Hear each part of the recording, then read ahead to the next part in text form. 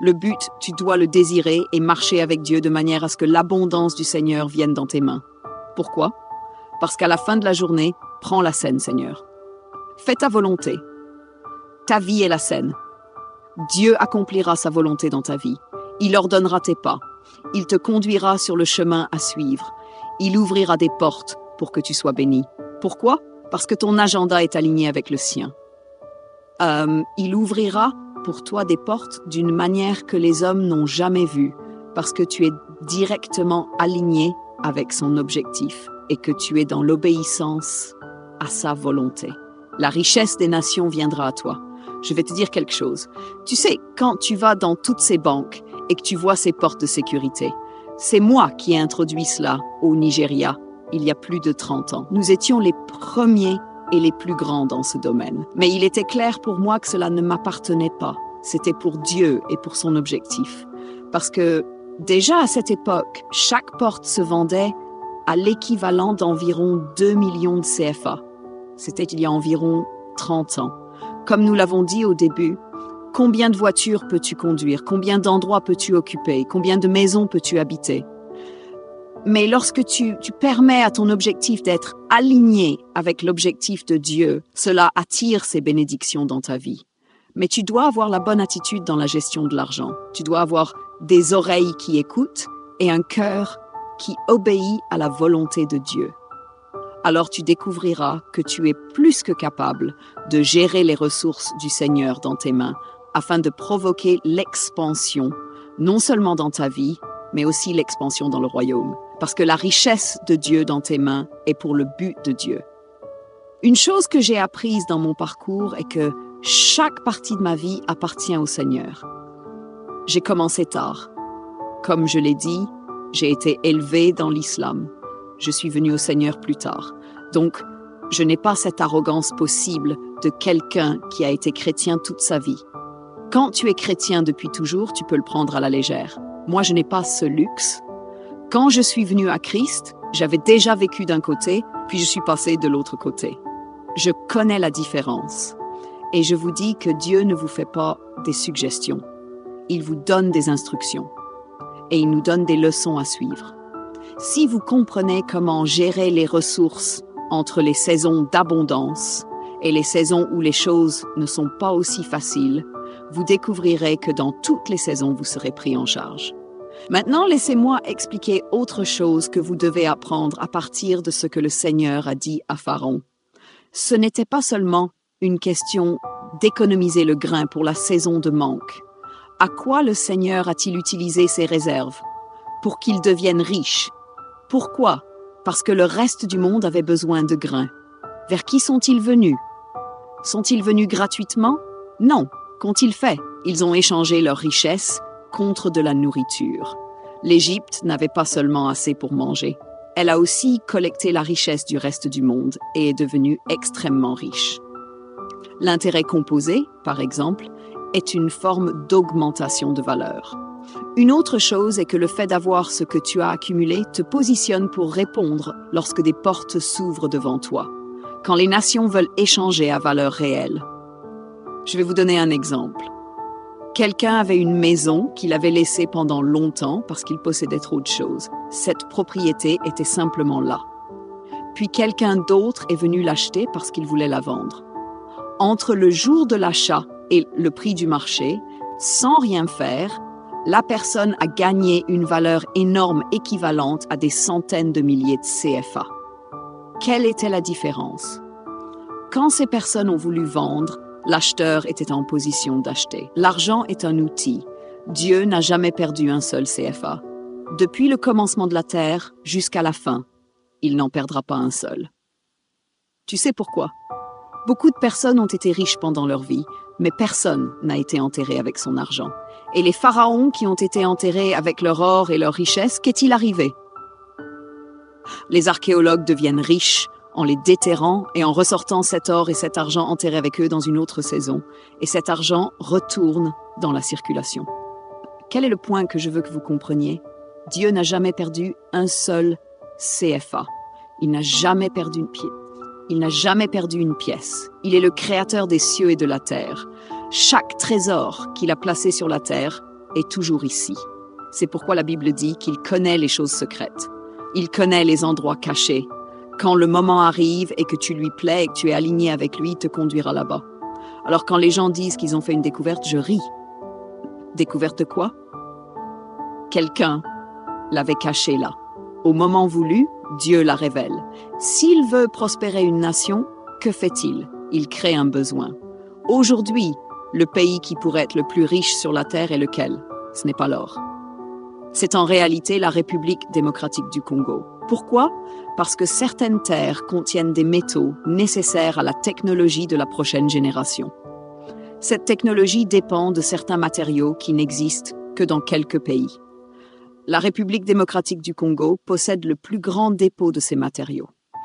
En fait, elle possède la majorité de cette ressource dans le monde. La réalité est que Dieu cache des trésors dans la terre.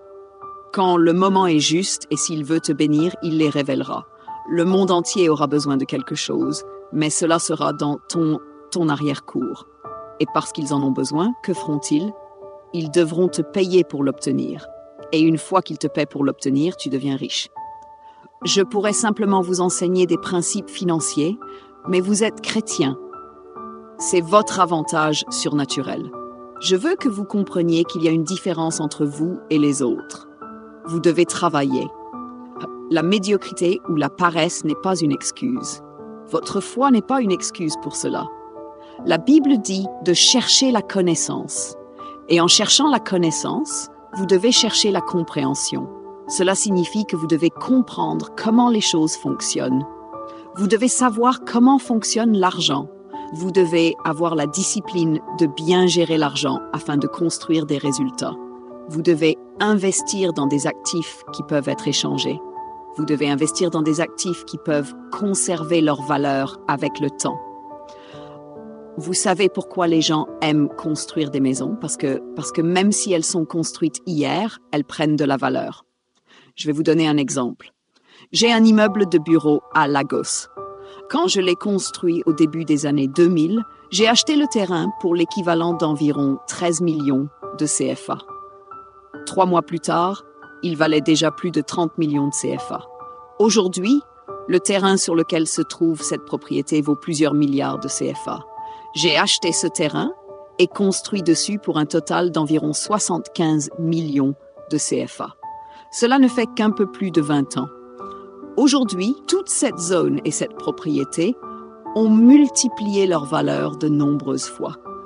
Qu'est-ce que cela vous enseigne? Cet argent que je n'ai pas consommé pour la vie, cet argent que je n'ai pas dépensé pour d'autres choses que j'aurais pu faire avec lui.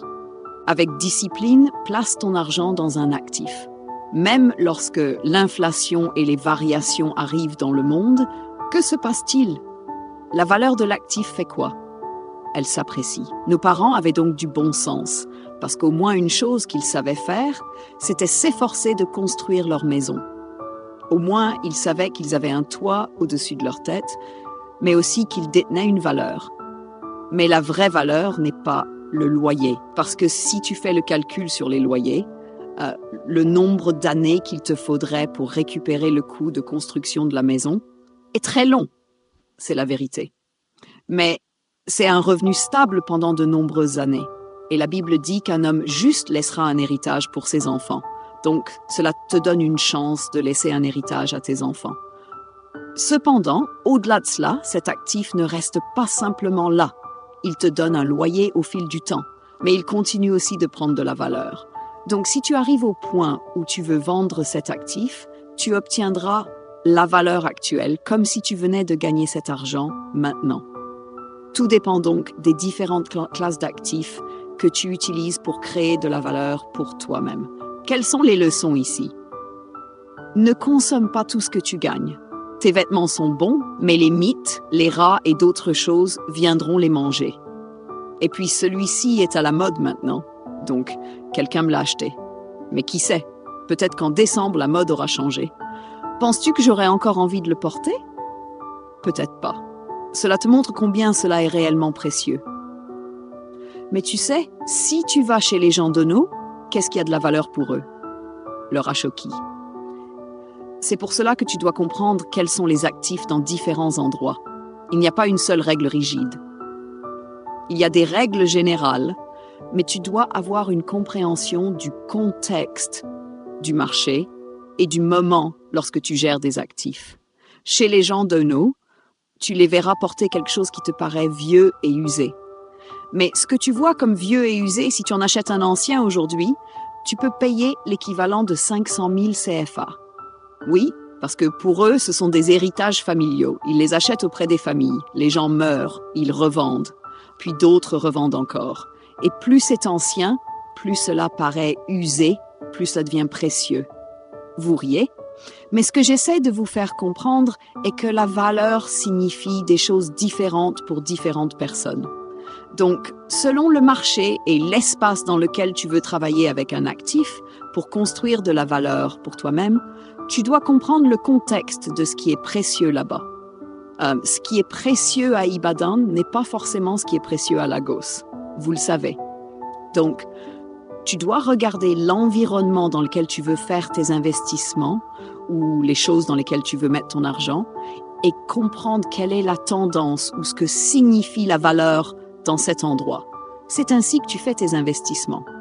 À Lagos, si tu n'es pas sur l'île ou dans certaines zones du continent, ta propriété va croître, mais seulement jusqu'à un certain niveau. À Ibadan, cela dépend. Je ne sais pas si c'est seulement Bodija qui est le quartier de valeur à Ibadan. Quelqu'un me répond?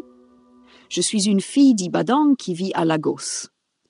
Donc je ne comprends pas complètement comment les choses sont valorisées à Ibadan maintenant. Mais les choses que je veux que vous reteniez alors que je termine, parce que mon temps est écoulé et je n'aime jamais être désobéissante, sont les suivantes. Premièrement, la parole de Dieu contient toutes les orientations dont vous avez besoin. Deuxièmement, Dieu parle toujours et vous guide. La Bible dit que vous entendrez une voix vous dire par où aller, que vous tourniez à gauche ou à droite, afin que vous marchiez dans ce chemin. Apprendre à entendre la voix de Dieu dans le contexte des investissements est très important. Parce que parfois, ce qui ne semble pas précieux, si le Saint-Esprit te dit de l'acheter, tu découvriras pourquoi avec le temps. J'ai trop d'exemples pour vous en parler, mais je n'ai pas le temps. Donc, vous devez être des personnes de prière qui marchent avec Dieu et vous l'entendrez vous guider et vous conduire sur le chemin à suivre.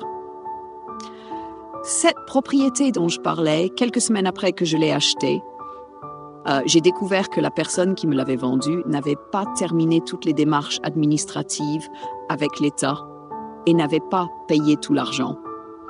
J'aurais pu me mettre en colère, la rendre et récupérer mon argent.